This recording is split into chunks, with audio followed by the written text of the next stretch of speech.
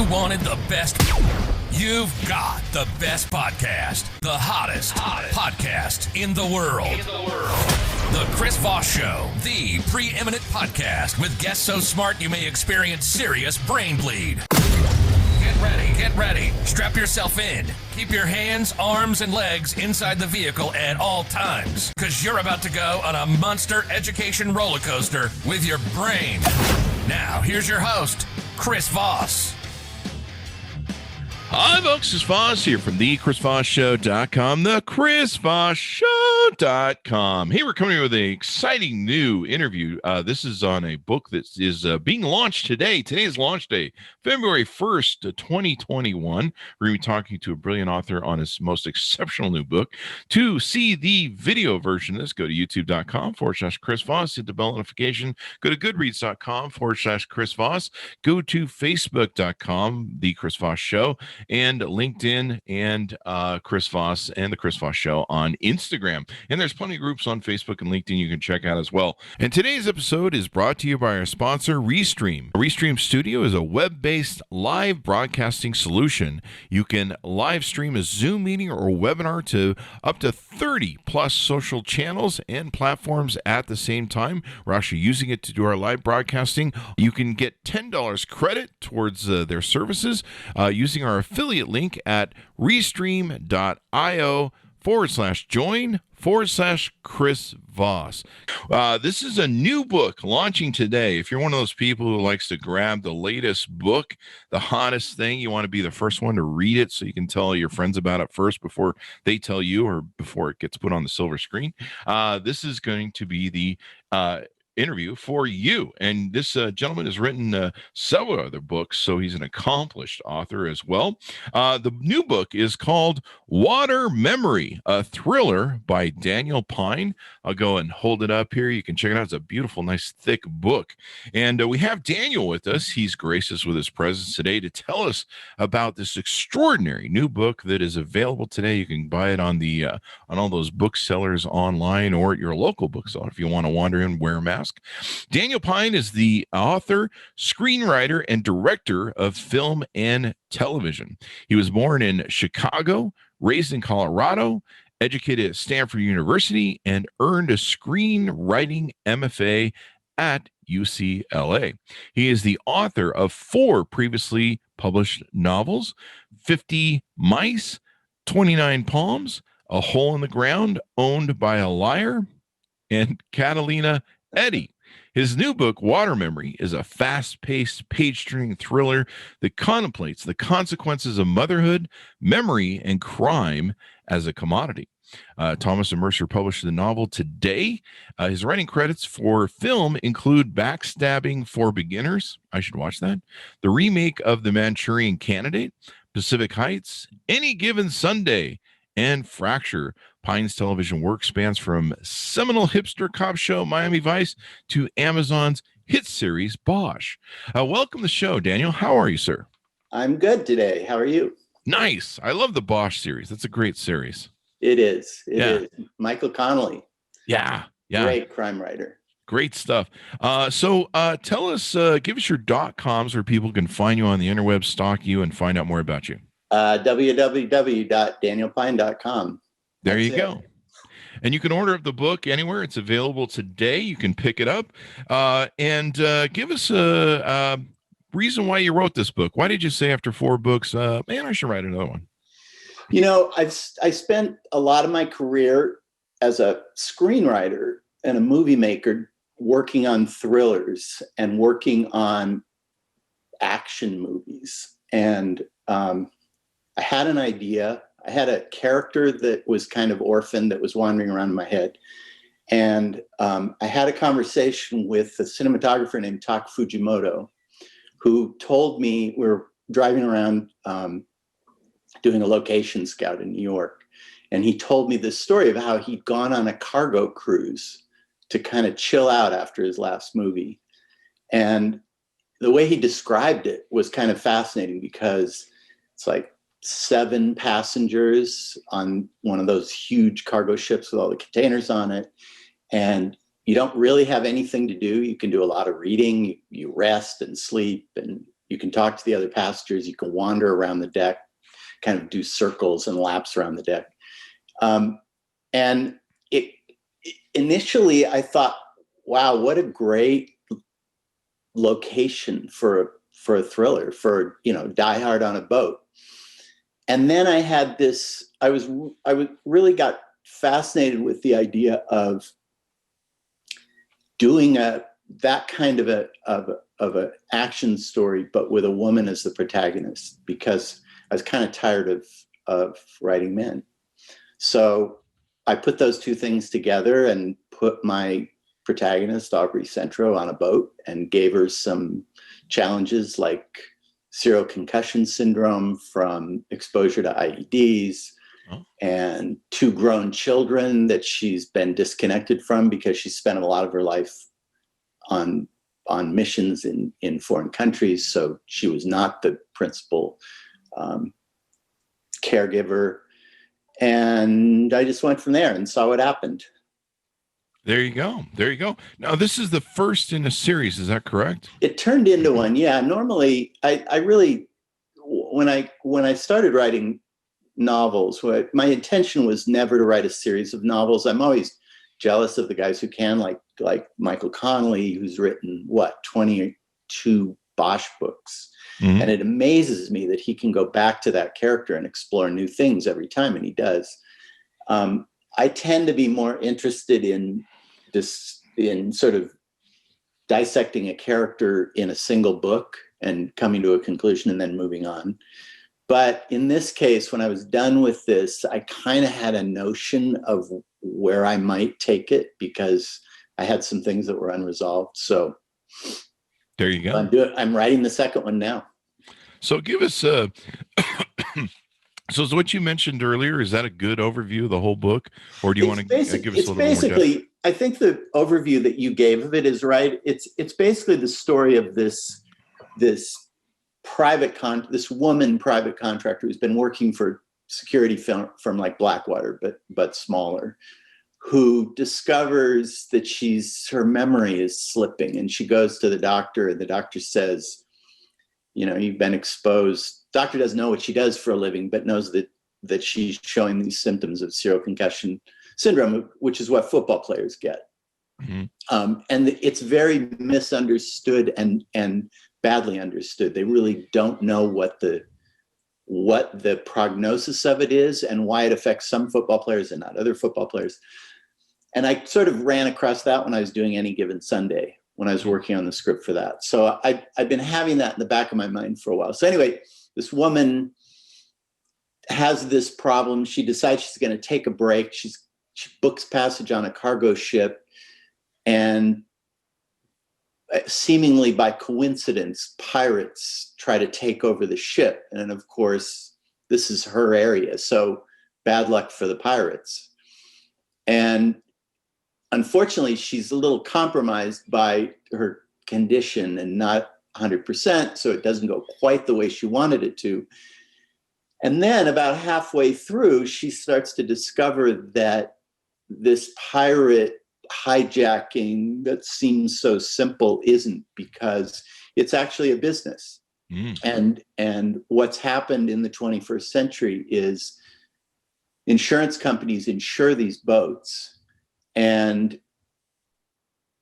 there are middlemen who broker settlements. So pirates take the boats and then ask for a ransom, and the insurance company negotiates and they pay the money, and then the boat's released. And it's just a cost of doing business.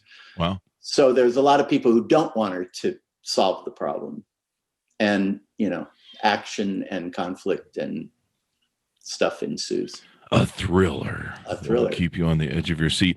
Does the whole book take place upon this storage boat? No, it does not.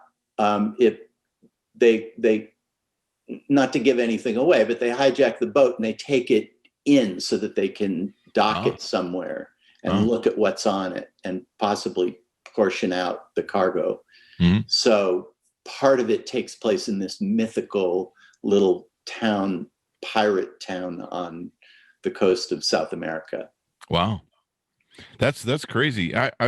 This is pretty interesting. I don't think I've ever seen a book where it's built around this sort of premise. Would you say it's like a Die Hard for container ships? Yes. There you go.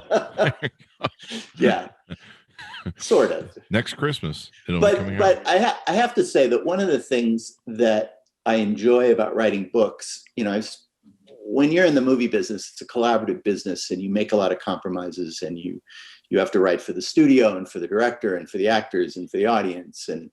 And one of the things that interests me when I'm writing books is to write it for me. So I'm very focused in the book on sort of exploding some of the tropes and traditions and conventions of the genre. Not that I don't like, Die Hard or I did Sum of All Fears. I love those kinds of movies. But in this case, I wanted to ground it a little bit more Mm-hmm. in what the real world is. And that gave it a kind of balance that you can't do as easily in a movie. Wait, one guy taking on a whole army of terrorists in a building and surviving? And driving the car backward off a 7-story parking structure and surviving. Sure, yeah. Hollywood movies. But we always remember Nakatomi. We always keep it in our hearts. Every Christmas, I got to see that meme. So we talked a little bit about your difference between screenwriter, and novelist. Do you have a preferred medium after writing 5 books and doing all the screenwriting you've done? I don't. I set out when I got out of school, I thought I would be a novelist. I took creative writing and I trained under some great novelists, but I wasn't very good at it, or I was a slow learner. And I was also kind of fascinated by film. My father was a painter and a sculptor, so I have this kind of visual background, and I'm interested in the visual medium of film and how pictures go together. So I got sidetracked. I came to LA and I got into film school, and I realized that it wasn't just something that could support me while I wrote books. It was actually a career I had to concentrate on. So I was writing in the background, but I had to focus on learning how to be a screenwriter and be a film writer, which I love. I mean, as I said, I love how visual film is and how concise your writing has to be, and how you have to tell what's going on inside of a character in the way that they act and behave and interact with the world, as opposed to getting inside their head the way you do in a novel. Mm-hmm. Do you see this maybe becoming a made for TV or made for film screen? Don't know, because I come at it backwards. I never think that way. I know a lot of novelists hope that their books get turned into movies. We've shown it. I'm showing it to some people, but who knows? There you go. It's a crapshoot. Hey, it's a series. Usually series turn into stuff, Series, yeah. Hollywood loves that, making those 1, 2, 3, 4s. This was something, the pirating scenes bring to mind Tom Hanks in the film Captain Phillips. What was some of your research into modern pirating for your book like? I love that film. Paul Greengrass. Mm-hmm. I did do research. There are a number of books on it, but I was more interested in deconstructing it. My pirates are in the Caribbean, not in off of the coast of Africa. So it's sort of a different kind of piracy. But I read a lot of books. I read a lot of articles. And after I saw Captain Phillips, I was sure that I wanted to do something slightly different. So my pirates aren't really pirates, but we'll see. There's something there. But I was interested. I was more interested in the psychological condition, who these guys are. They tend to be, really young. A lot of them are kids. They don't make a lot of money. The people who are making the money are the brokers and the handlers and the people in charge. So it's very different. But I thought I thought that world gave me a lot of latitude, and sort of the irony of, here you are, you're pirates just trying to make a living, and you happen to hit the wrong boat with the wrong person on it. And their world blows up. There you go. Did you ever think about doing some research where you actually tried to take a boat? I thought about it. I did. Yeah. I was, at the time I was writing this, I was running Bosch for a few years. So I didn't really have the time to go. And I have to admit, I get a little seasick on big boats. Yeah. Well, you would have been one of the pirates. You gotta. I could have, on the fast boat. I could have come and tried to climb. They're shooting at you and stuff. Yeah, that's only fun. Yeah, not a thing I like to do. The main character, Aubrey Centro, is a badass black ops agent. She's also a mother struggling on how to be a good present mom and do her job the way it has to be done. Why did you, as a male writer, want to address this topic in your book? Oh yeah, that's always. I was interested. I got really interested in this first generation of women who have gone into the military and started to be accepted more in the late 80s into the 90s. It started to become a little bit more of a normal thing, although there's still some obstacles she had overcame. I'm always interested in how young people are when their military careers start at 18 a lot of the time. So in this case, she's got grown children and she's still in her 40s. So I was just sort of interested in exploring that kind of character, someone who comes at the job that we know so well from movies, television, books, at a different angle. She has a different attitude toward it.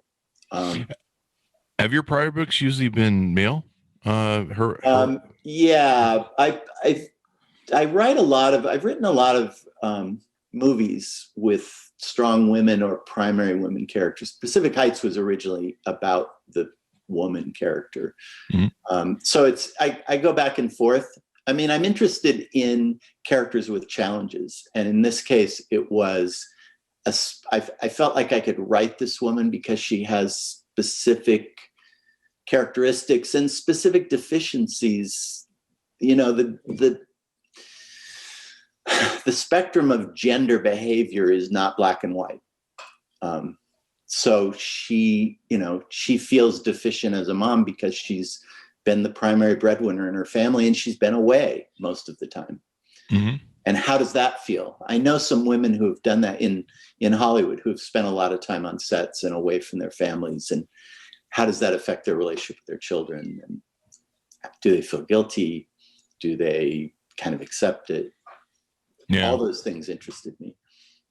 It's definitely it makes the characters more complex and give them more depth and make them more interesting to people like me who watch films or read books like that.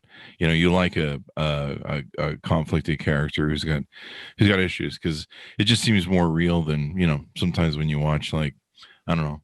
I'm not bashing Marvel movies, but it's the depth of character really makes a difference to me. Yeah, there's definitely a thing about.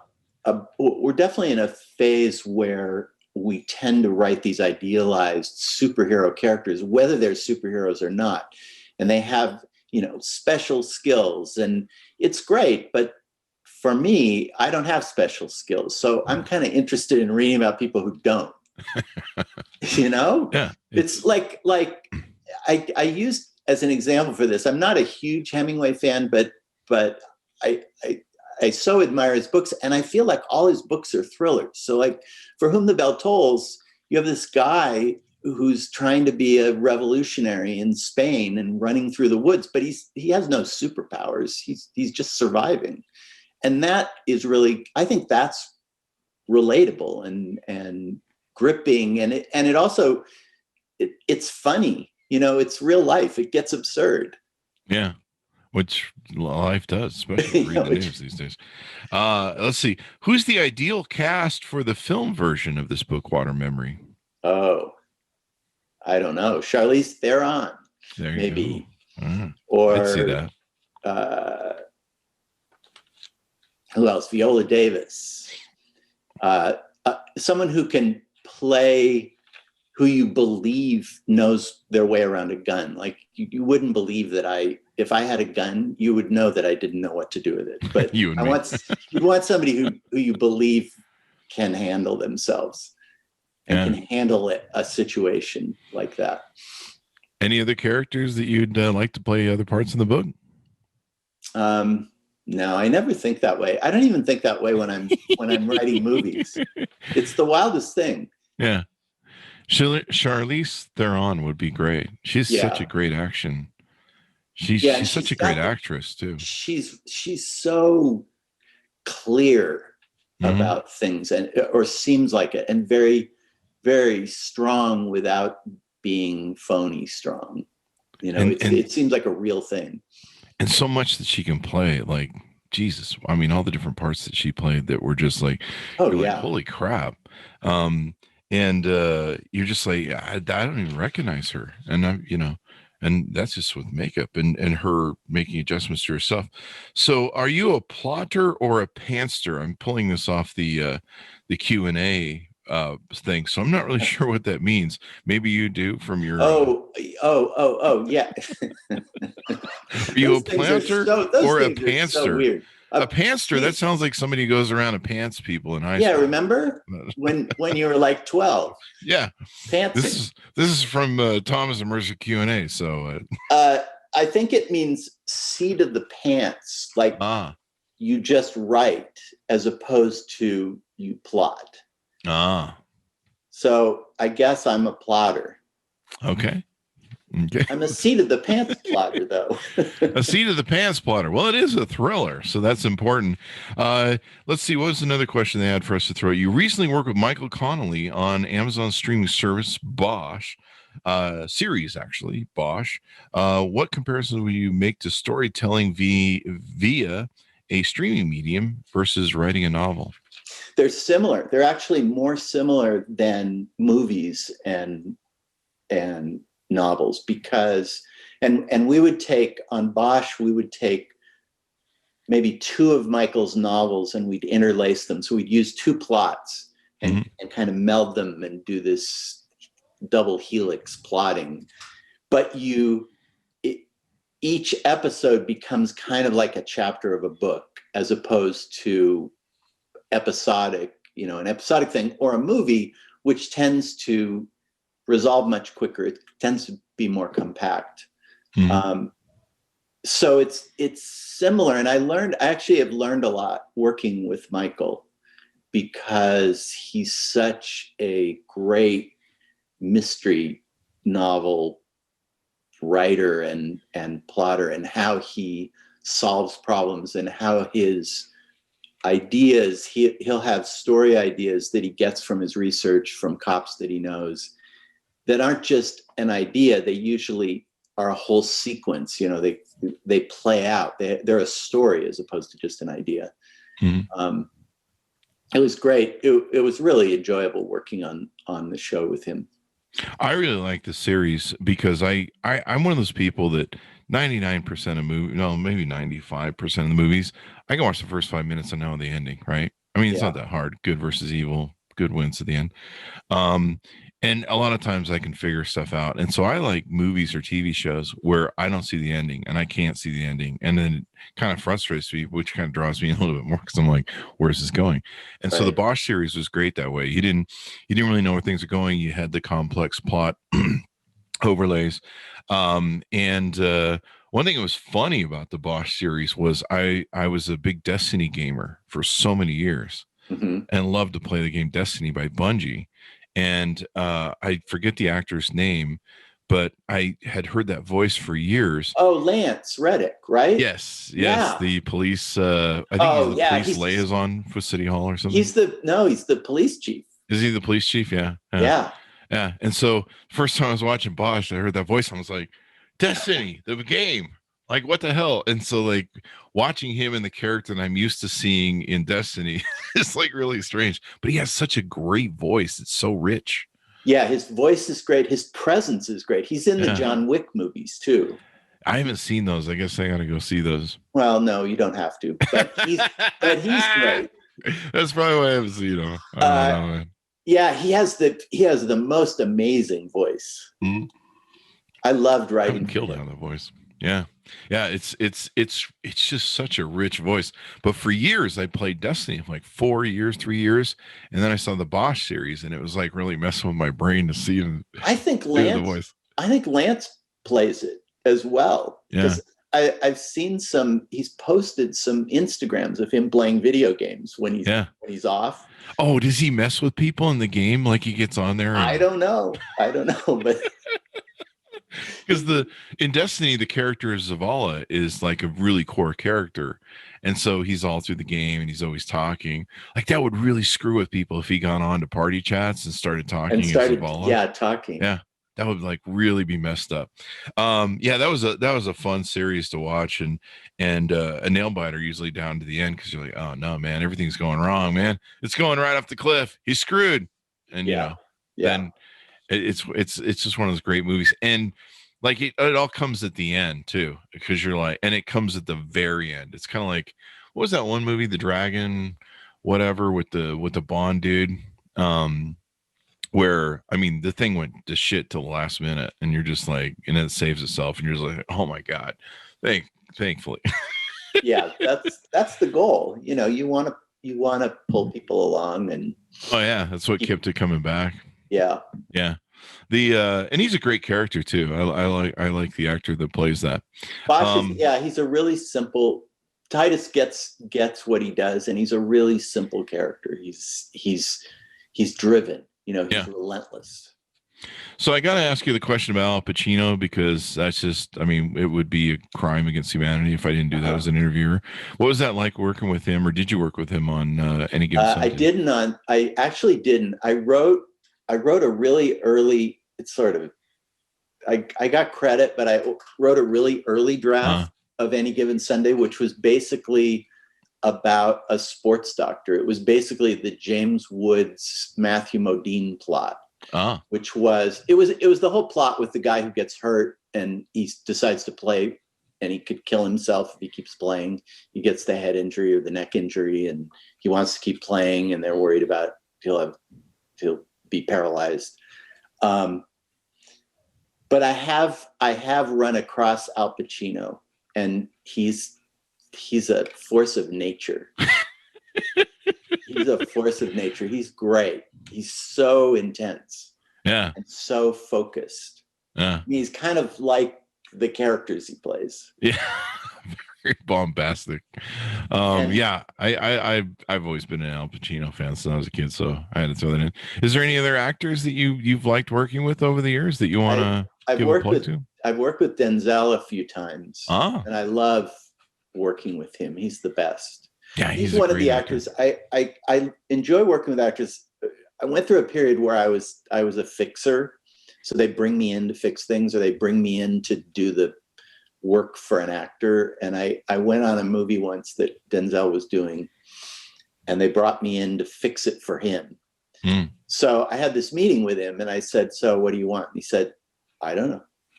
And I said, "Well, they've hired me to fix." He said, "Yeah, they're hiring you because you're good, and just write me a character." He said, "Don't write for me. Write me a character I can play. I don't want you to think about, what I've done in the past. I just want you to write me a really interesting character." And I thought that was so great. It was so much about the performance and not about what his strengths and weaknesses were, and which was his good side. And I've been lucky to work with actors like that. Michael Fox was like that. I worked with him a couple times. Sam Jackson is like that. They're actors. They do what they do. They really know their craft well. Sam Jackson, oh my God, wow. Yeah. Just what an actor. I think my favorite actor, though, to hear do my dialogue was Meryl Streep. Oh, really? Yeah. That's got to be awesome. Because everything she does sounds like she just thought it up. It never sounds like a line. You could write her a horrible line and she'd make it work. That's talent. I mean, Yeah. great acting and skill and method acting and all that stuff is such a talent and underappreciated too. I wish there was more Yeah. films with that are designed that way, but I don't know. Hollywood. It's been a weird year for Hollywood with the coronavirus. It's been hard. Trying to Yeah. shoot. Yeah. Titus is actually good in that way. Playing that, it's really hard to do series because you have to stay in that character season after season. But at the same time, like in a show like Bosch, you want to evolve because it dumps all at once and it's serialized and it doesn't have commercials. Yeah, they shot Bosch. I left the show this year. They shot their last season, and they shot during the pandemic. They shot all fall and did all the protocol, wearing masks. Mm-hmm. It was weird. It's been a weird year. It's been a really weird year. Well, hopefully we'll see this in either theaters, maybe a TV adaptation. There's so many different outlets now. Amazon, Netflix, Disney. I mean, I can't even keep up with all the monthly subscriptions I'm supposed to have. HBO Max. Peacock. I discovered Peacock yesterday. Yeah, Peacock is really big. There's some good news channels on there that I like that I wish were on network TV. Yeah, it's kind of interesting. It's kind of like a junior league for NBC or something. I don't know. Yeah, I don't know. Like it has. We test these. It has sporting events. That's what I discovered. Well, I'm always looking for where have when they've taken something off of broadcast. I know that it's somewhere on a service that you have to pay for. Yeah, definitely. I'm always ending up doing that thing where on Google you're like, where does this go? And who would I pay for this? Like if I want this, they just got done moving some of the Humphrey Bogart catalogs around. I don't even know who owns them, but like they got moved. They're moving or got moved off of Netflix, and then I don't know. I just found one on HBO Max where they've got a couple of the classics, just two or three. But I'm a big Bogey fan, so I'm always like hunting around for Bogey movies. I love Criterion Collection. Yeah, Criterion Collection has a whole channel now. Oh, do they? Do you have to pay for that too now? The Criterion stuff. See, that used to be on the Criterion stuff. Used to be on Netflix, right? Yeah. Yeah. And then it was on for a brief time. It was on something called Filmrise. I don't know. They had a different one. It's sort of Turner Classic Movies. I think it's a offshoot from that. Yeah. But yeah, I don't know. I mean, it's interesting because the landscape has changed in a way that movies are getting made maybe in a better way now, but people have to get used to the fact that they're not necessarily going to be a theatrical release. Yeah. Yeah. I don't know. I mean, there's been Amazon put out a lot of great stuff. Yeah. Who's the other actor who did Sling Blade? I always forget his name. Billy Bob Thornton. Billy Bob Thornton did that detective series on there. That thing was amazing, man. Yeah. Just so great. That and Bosch were my two faves that they put out. But yeah, the Criterion Collection, I think, I used to pull off of Netflix for them for all the Akira Kurosawa movies that I love. I just love those movies. Like you watch those movies and like everything in Hollywood has been taken from them pretty much. Oh yeah. Mandalorian is a Kurosawa movie. Which one is that one based on? Do you know? Mandalorian? Yeah. I don't know. The Star Wars one is the Hidden Fortress. Yeah, the Hidden Fortress. And I remember watching the Hidden Fortress and I'm like, holy mother of Judas. Yeah. I mean, at least George Lucas admits he ripped it off, but I watch it and I'm just like, holy crap. Like this is like I don't know, I'd sue for copyright infringement or something, but it was funny. Everything good gets just remade. Welcome to Hollywood.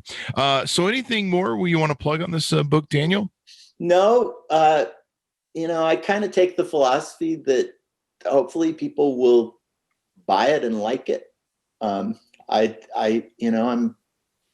can't sell it. The words speak for themselves. The book should speak for itself. If it doesn't, I apologize, but maybe not. You've written a lot of stuff, so I think we're going to be good at getting the book. Yeah, I think I did what I wanted to do, which is always enjoyable. That's important if you're happy with the work. So check it out, guys. Water Memory, a thriller by Daniel Pyne. You can take and pick it up today at your local bookstores. There's actually a Barnes & Noble here local in Utah. It's kind of weird. I didn't know they were still around. Barnes & Noble? Yeah, they are. Yeah. I was like amazed. So you can go into your local bookstore. You can go on Amazon or any of the different places to check it out. Support your independent bookstore. There you go. Support those guys. They're really struggling right now with the coronavirus. I know. Yeah, order it. You can call them up and order it, and they'll get it, and you can go pick it up. It's almost like being online. It's almost like being online, but you get some exercise. Yeah. And fresh air. Yeah. Just wear your mask. So order that up. Give us your .com so people can look you up and stalk you some more. www.danielpyne.com, and I'm rebuilding it because it was hacked. And destroyed. But I have a lot of old pilots that nobody's ever seen on it. I have some scripts. I have some details on movies that nobody knows about, and all my back catalog of books are there. So nice. You guys can order the books and see some of the in-depth stuff behind the scenes and all that stuff, and great for your fans. Yeah. There you go. Thanks to my audience for tuning in. Go to youtube.com/Chris Voss to see the video version of this interview. You can go to facebook.com, The Chris Voss Show. You can go to linkedin.com, Chris Voss, and then there's the company channel and all that, the groups that are there on Facebook and LinkedIn. You can also go to instagram.com for Chris Voss or The Chris Voss Show, and goodreads.com/Chris Voss. Thanks to my audience for tuning in. Wear your mask, stay safe, and we'll see you next time.